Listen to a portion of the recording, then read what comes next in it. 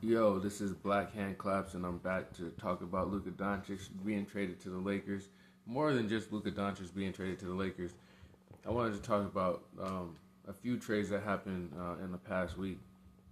The biggest trade being Luka Doncic to the Lakers, and I think that a lot of people were surprised by it. And I hear a lot of people talking about the trade and it being a surprise, and there must be something wrong with Luka or um, something of that sort. But I just remember a few months ago that, not even a few months ago, a few weeks ago, people were talking about how the ratings and and the NBA is down. But not only the ratings in the NBA, I also heard that the ratings in the NFL is down. But we're talking about the NBA right now, so I was thinking, this is my opinion. I can't prove none of this. It's just how I feel and what I want to talk about. I feel like you got Wemby in Texas. He plays for the San Antonio Spurs, and then you would have had Luka in Dallas, and those are two Texas teams. And the NBA's biggest team or biggest market is in LA. And LeBron is about to leave, and at this point in his career, he's not winning no championship. I still don't think with Luka he's winning a championship unless they somehow miraculously um, get another trade. I don't know who they can even get, but maybe a big man.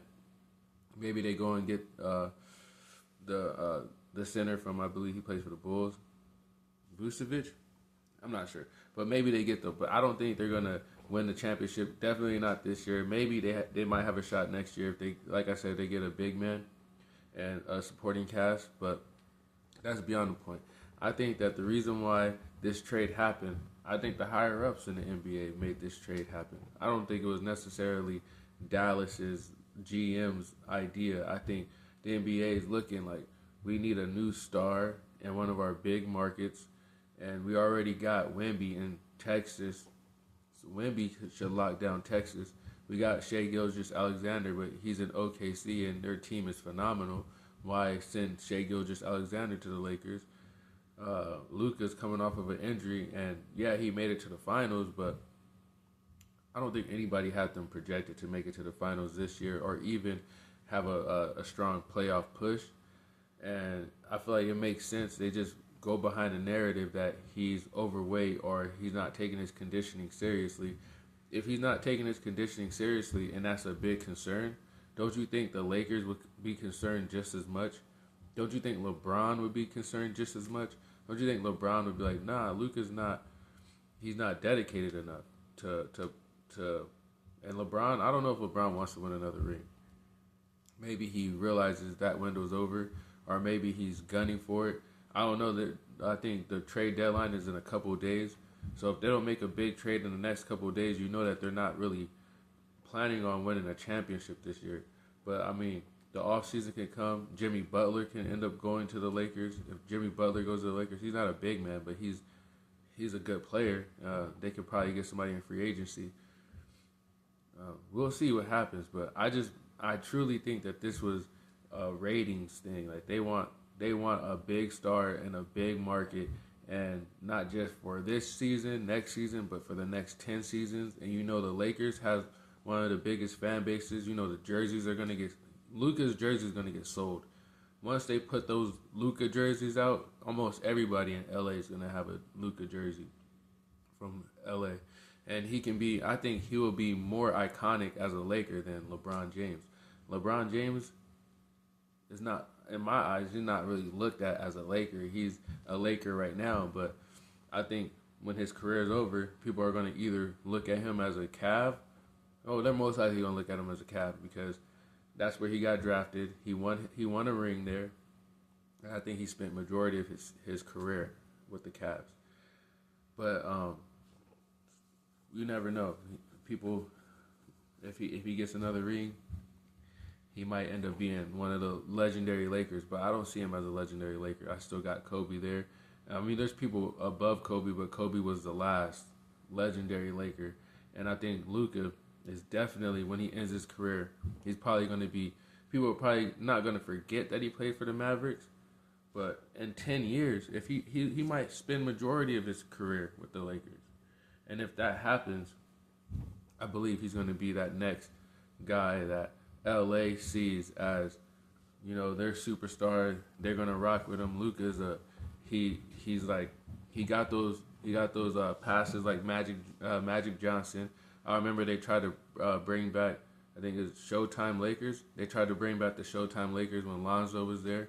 They probably really can bring back the Showtime Lakers with Luka, because Luka's going to be dishing out nice dimes, hitting 3-point shots, and he just has like that charisma when he's on the court. He's enjoying himself, and if they can get a good supporting cast around him, I don't see him not winning a championship.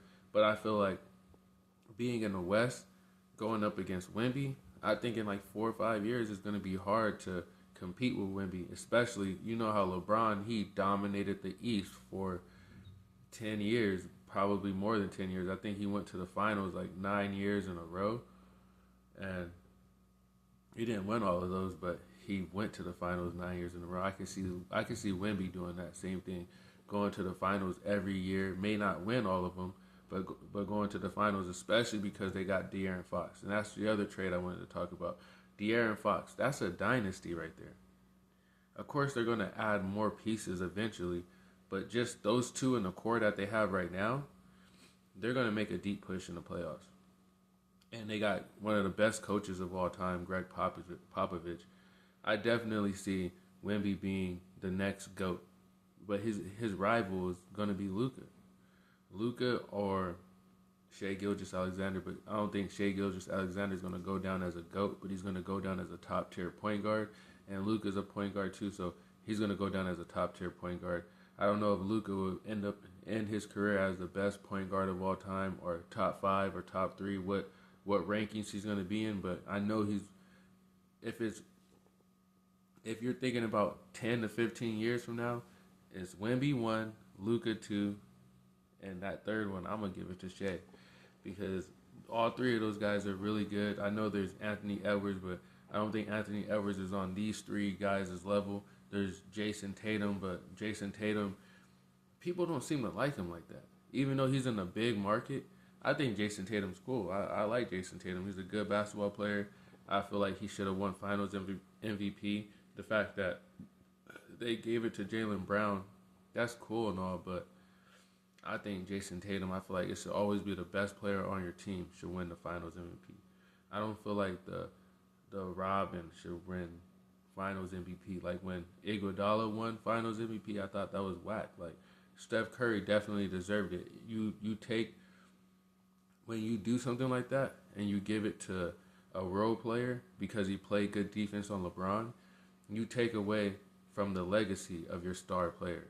It's almost like purposely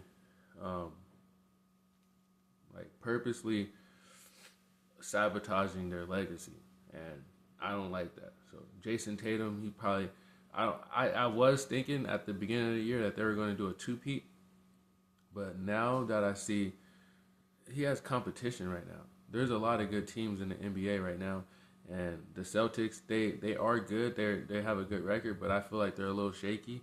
I'm not really too fond of Porzingis this season. I don't think Porzingis is as good as he was a few years ago. Maybe just because he doesn't have that role like the second player on his team anymore. He's like third or fourth, depending on how you look at it, because Drew Holiday could be that third or Porzingis could be that third. But that's how I feel. I feel like Boston has their star and Jason Tatum. The New York Knicks, they got their two stars in Karl Anthony Towns and Jalen Brunson. And what other teams? Miami has Tyler Hero, but I don't know if Tyler Hero is enough. And like I said, San Antonio Spurs got Victor Wembanyama, and Victor Wembanyama is going to be the best player in the world.